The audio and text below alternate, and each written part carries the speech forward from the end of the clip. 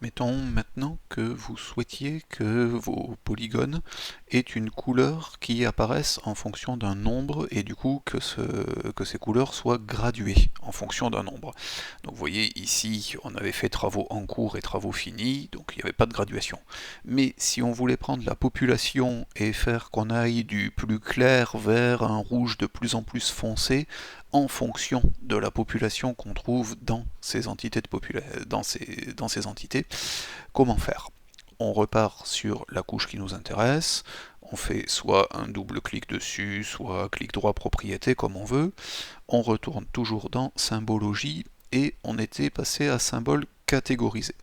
Maintenant, on veut plus que ce soit des symboles en fonction des catégories, on veut que ce soit gradué, donc il y a une graduation. Pareil, on part de quel est le champ de la matrice du tableur qui nous intéresse. Ici, c'est en fonction de la population. Vous voyez, il ne me propose plus les travaux, parce que dans travaux, il n'y avait que fini ou pas fini, c'est pas des nombres, et donc il a bien vu qu'il ne pouvait pas graduer avec fini et pas fini, qu'il lui faut des nombres, donc il me les propose même pas. Il me propose l'ID, mais bon là il va graduer sur 1, 2, 3, donc c'est pas intéressant. Donc population lui-même me propose une palette de couleurs qui va d'un très pâle jusqu'à un rouge foncé. Je peux changer la palette de couleurs comme je veux, donc il suffit de passer là-dedans, de regarder les différents dégradés de couleurs qu'on me propose. Donc bon, tout ça vous pouvez vous amuser, créer vous-même une palette de couleurs, c'est à voir.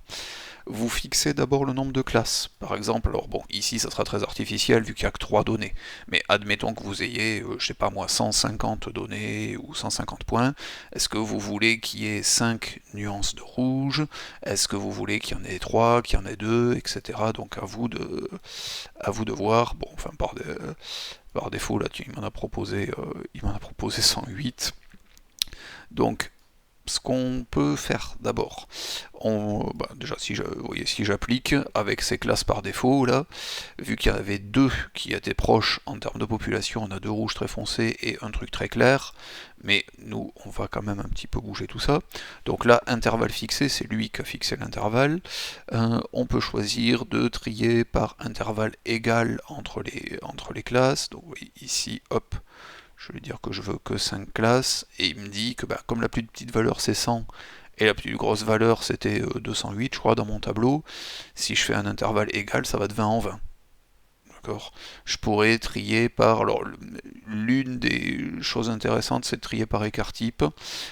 Si jamais vous voulez, vous pouvez avoir les ruptures naturelles, c'est-à-dire si vous avez une série statistique avec beaucoup de choses, par exemple autour de 20, puis beaucoup de choses autour de 40, puis beaucoup de choses autour de 60, il va repérer qu'il y a des points forts, et donc il va les mettre en valeur.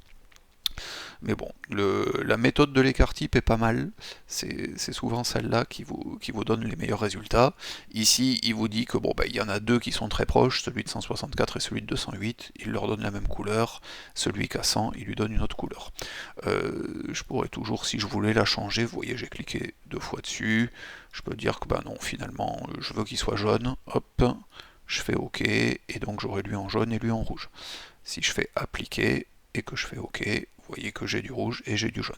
Ici, évidemment, on est sur un petit nombre d'entités, c'est pas grand chose, mais imaginez si vous en aviez des dizaines et des dizaines. Ça marche pareil pour les lignes, ça marche pareil pour les points. Si vous voulez vérifier ce que ça donnerait sur votre carte, hop, je rends invisible les autres couches, je les décoche, et je vois que ça me donne ça. Voilà.